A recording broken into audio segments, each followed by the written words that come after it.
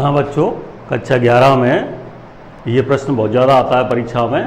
प्रक्षेप किसे कहते हैं? सिद्ध करो प्रक्षेप का मार्ग परवलयाकार होता है। तो क्या करते हैं, जब कोई पिंड ऊर्ध्वाधर से भिन्न, ये लंबवत दिशा से भिन्न दिशा में गति करता है तो उस पिंड को तो प्रक्षेप कहते हैं, और जिस मार्ग में गति करता है वो वाला मार्ग परवलयाकार होता है। तो हम लिख रहे हैं, माना कोई पिंड है, वो u वेग से चल रहा है, जिसका वेग u है, इस टाइप से चल रहा है और वापस जमीन पे आ जाएगा। ये दिशा ऊर्ध्वाधर होती है, ये वाली, ये दिशा क्षैतिज होती है। इसका वेग मान लो प्रारंभिक वेग इसका u है और क्षैतिज से इसका कोण थीटा है। तो इस वेग को इसके घटकों में जब विभाजित करेंगे तो क्षैतिज घटक तो होता है u cos थीटा और ये ऊर्ध्वाधर घटक होता है u sin थीटा, और इसका परिणामी वेग होता है u, क्योंकि इस u का मान अंडर रूट में इन दोनों के वर्ग के जोड़ के बराबर होता है। u square cos square theta plus u square sin square theta, इसमें u स्क्वायर लिया ब्रैकेट में, cos square theta plus sin square theta, इसका मान 1 होता है, और u स्क्वायर का वर्गमूल लेंगे तो u। इस टाइप से ये इसके घटकों में विभाजित हो जाता है, और क्षैतिज घटक को बोलते हैं u cos थीटा, ऊर्ध्वाधर घटक को बोलते हैं u sin थीटा। तो ये अपना प्रक्षेप चल रहा है, और मान लो ये किसी पॉइंट P पे पहुंच गया। ये इस पॉइंट P के निर्देशांक दिए हैं x, y।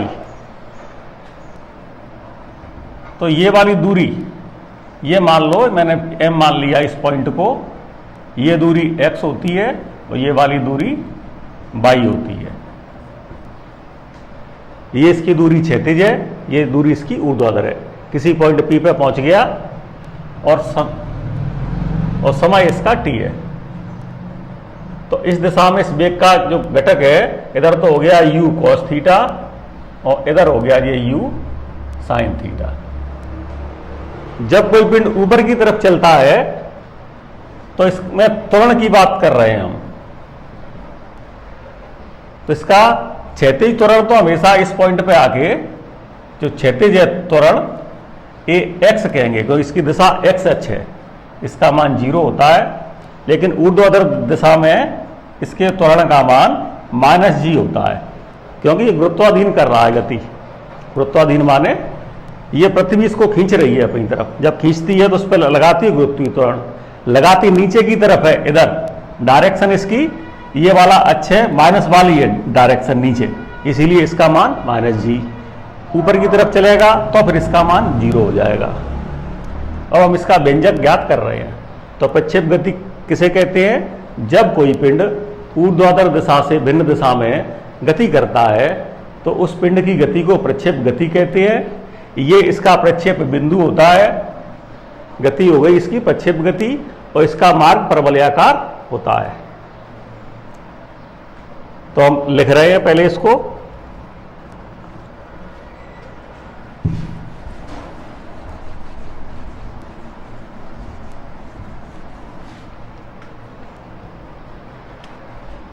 माना प्रक्षेप का प्रारंभिक वेग u,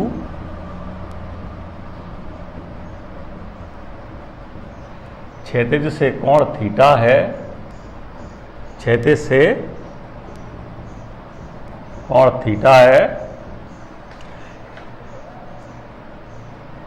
प्रारंभिक वेग u है, u को इसके घटकों में विभाजित करने पर, u को इसके घटकों में विभाजित करने पर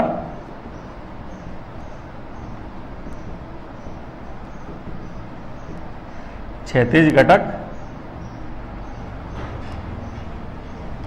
बराबर हो जाएगा u cos थीटा,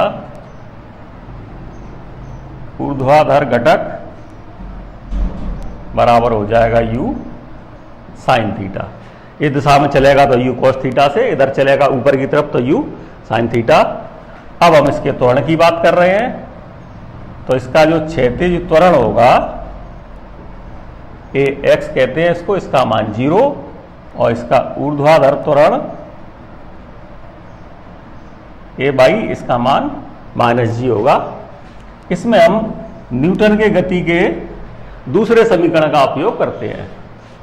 न्यूटन की गति के दूसरे समीकरण से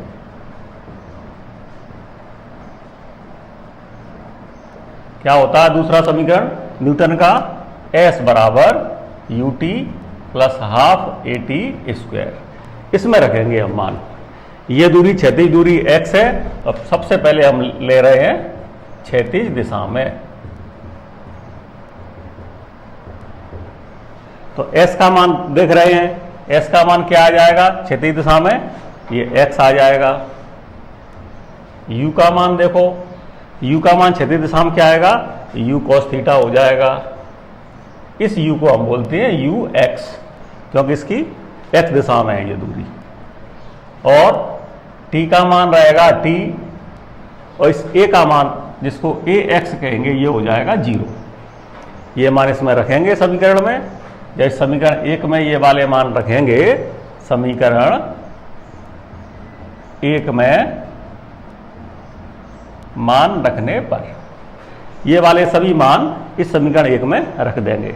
x की जगह पे लिखेंगे x, u की जगह लिखेंगे u cos थीटा, t की जगह t। इस a का मान ये ax है, x डायरेक्शन है, तो इसका मान 0 और इंटू टी स्क्वायर। तो ये सॉल्व होके आ गया x बराबर u cos थीटा। इस 0 की वजह से ये पूरा 0 हो गया, इंटू टी है। इससे t का मान आ गया x upon u cos theta. समीकरण नंबर 2।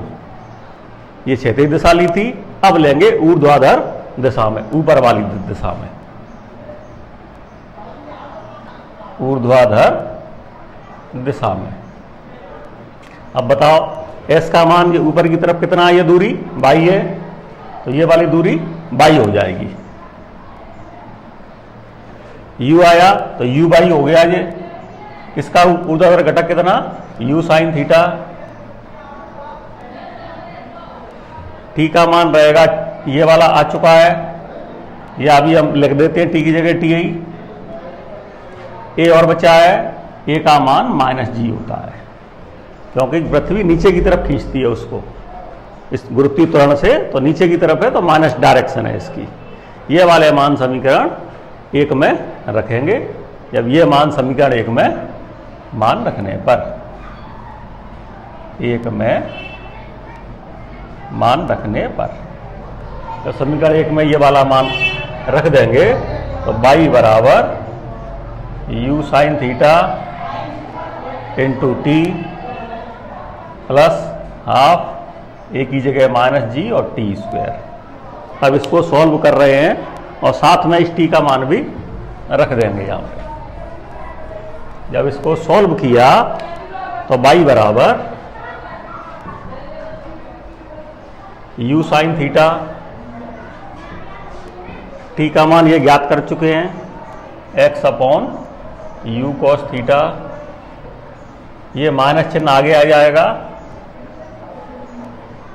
ये माइनस चिन्ह यहाँ आगे आ गया। इस t का मान दोबारा से रखा ये वाला, और स्क्वायर के साथ x upon u cos theta का स्क्वायर। तो बाई बराबर इस u से ये u कैंसिल हो जाएगा, x साइन थीटा बटे cos थीटा टेन थीटा होता है, माइनस के हाफ g x स्क्वायर बटे u square cos square theta. ये एक परवलय का समीकरण है, क्योंकि इसमें x का स्क्वायर है और y का स्क्वायर नहीं है। इस टाइप का होता है तो ये परवलय का समीकरण है। यह एक परवलय का समीकरण है। अतः ये परवलय का समीकरण हो गया। कब होता है? जब x की घात स्क्वायर हो और y की घात 1 हो, तो उसको कहते हैं परवलय का समीकरण। परवलय का समीकरण है। अतः प्रक्षेप का मार्ग परवलयाकार होता है।